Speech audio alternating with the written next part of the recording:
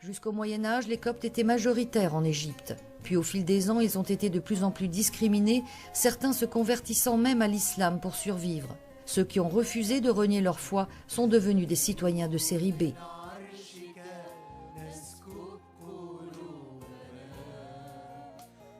La montée du fondamentalisme islamique aux alentours des années 70 a entraîné des vagues continues de persécutions. En 1980, une clause a été ajoutée à la Constitution. L'islam est la religion d'État, l'arabe la langue officielle et la charia islamique, source principale de ces lois. Entre 1981 et aujourd'hui, les attaques des fondamentalistes contre les Coptes ont fait des centaines de morts et provoqué la destruction de centaines de maisons, églises et commerces. Les années à venir font entrevoir une période difficile pour les chrétiens d'Égypte qui se trouvent dans l'impossibilité de trouver un emploi ou de cultiver la terre, témoins d'une présence islamique de plus en plus forte et de la construction de nouvelles mosquées chaque mois, alors que la construction de nouvelles églises est pratiquement impossible.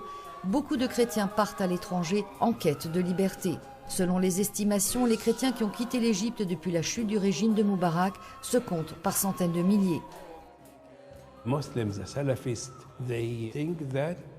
Les musulmans, les salafistes pensent qu'en Égypte ne devrait exister que l'islam.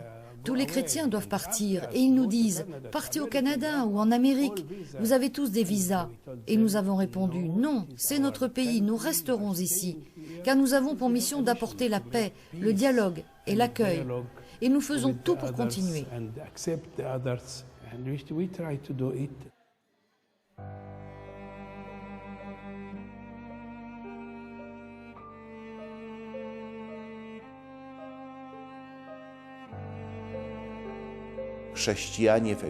Les chrétiens d'Égypte, nos frères et sœurs en détresse ont besoin de notre compréhension, mais aussi de notre aide concrète.